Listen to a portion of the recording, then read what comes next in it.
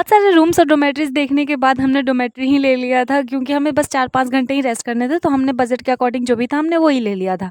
फटाफट से डॉर्मेट्री लेने के बाद हमने हमारे सारे सामान को वहाँ रखा और निकल पड़े ये देखने कि हम जहाँ रह रहे हैं वहाँ से गौरीकुंड कुछ ज़्यादा डिस्टेंस पे तो नहीं है ना, लेकिन जब वहाँ पे गए तो हमें पता चला कि अरे वो तो हमारे जहाँ हम रह रहे हैं वहाँ से पास में ही है। सारी चीज़ें देखने के बाद हम लोग चले गए थे खाना खाने के लिए। वैसे सच बताऊँ तो मुझे बहुत ज़्यादा ठंड लग रही थी, इसलिए मैं अपने हीरो का गमछी लेके घूम रही थी।